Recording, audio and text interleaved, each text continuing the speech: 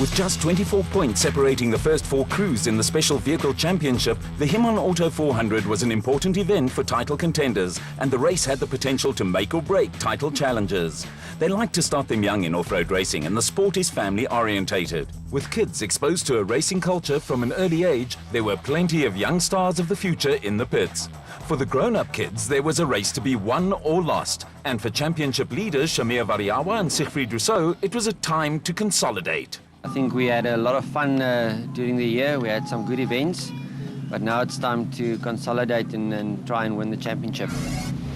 For Class P leaders Johan van Staden and James Rousseau, it was much the same story, with the Atlas Copco crew looking to build on a comfortable lead. 21 points is good, but we would like to add a little bit of extra buffer to that points, make sure it's really there for us. Consolidation was also the name of the game for veteran Cape driver Bess Besaidnout and daughter-in-law Lindy, who were looking to extend their lead in the Class B title stakes. Well, yes, we have a nice lead. Unfortunately, on the desert, we had a bit of a misfortune. We hope to see it right today. Shamir Variawa and Siegfried Rousseau held a 12-point lead over Cully and Quinton Sulwald in the Special Vehicle Championship, with Johan van Staden and James Rousseau and Herman and Wichard Sulwald also within striking distance. The special vehicles also draw for Donaldson Prologue start positions, but with the production cars out on the route first and a 5-minute dust gap, Quinton Sulwald was quite happy to have drawn first on the road. You know, it's actually perfect. There's 10 buckies ahead of us, so hopefully they'd open up the route a little bit. 5-minute dust cap, perfect for us. We're happy with it.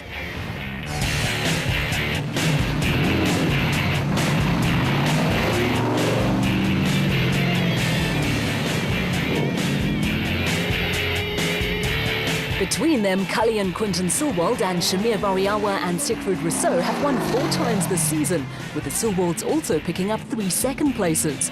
Starting behind them were Century Racing crew Colin Matthews and Alan Smith, who are regarded as prologue specialists, and the pair got the start at the Windmill Casino off to a spectacular beginning. The flying Colin Matthews and Alan Smith continued their spectacular progress in the Century Racing CR3 out on the route and set the fastest time of the prologue. The pair are arguably the quickest crew among the special vehicle ranks, but have been hampered in recent seasons by a dodgy reliability record. The crew were also rocked by a 15-minute penalty for deviating from the route, and that effectively knocked on the head hopes they had of an overall win. The penalty imposed on Matthews and Smith brought a touch of controversy to the prologue, but Shamir Variawa and Siegfried Rousseau were also in a spot of bother when Matthews and Smith went flying past the total porter. The CR3 threw up a rock that narrowly missed a disgruntled Rousseau, who could have been seriously hurt. The rock also destroyed a mounting that left an in-car camera flopping around inside the car.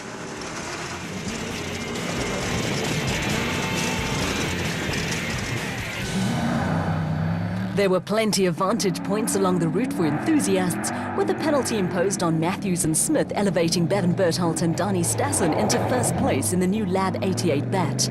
The penalty invoked further controversy when race stewards, quoting safety interests, ruled that Matthews and Smith could start second on the road behind the Lab 88 bat. That dropped Herman and Wichard Sulwald back to third in the Sulwald Racing SVR and left them 40 seconds adrift of Berthold and Stassen. A superb performance took Mark Corbett and Rudy Balzar into fourth in the futuristic-looking Century Racing CR2 and gave them a healthy advantage in Class P. A disappointing prologue performance left Cully and Quinton Sulwald languishing in 5th place in the Elegant Fuel bat, with the pair nearly 90 seconds off the pace. The Palabora-based father and son team came under little pressure from reigning SA champion Evan Hutchinson and off-road motorcycle star Daryl Curtis in the 4x4 Motorite Revo. At the end, only 15 seconds separated the 2 cars. The gap between the Motorite car and another father and son combination in Nardis and Louis Alberts was even closer, with just 4 seconds separating the Motorite crew from the Rapsa bat.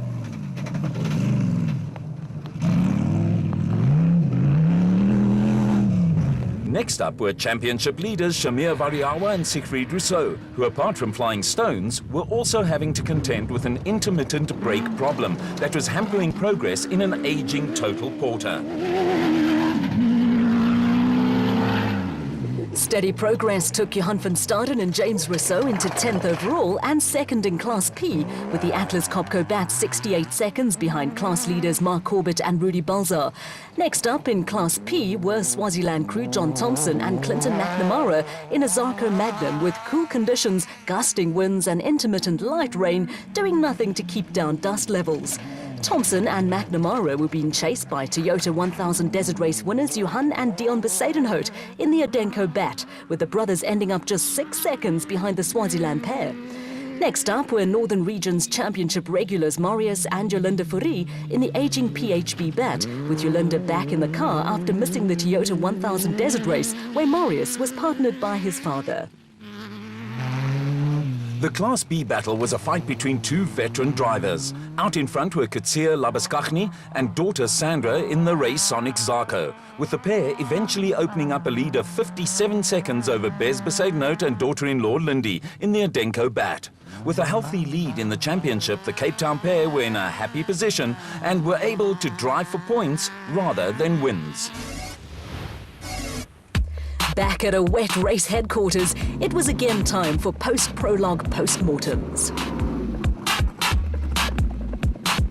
Yeah, well, we're down here in Bloemfontein in the Platteland, as they call it, and the time trial proved that. It's just flat, you know, very, very flat terrain.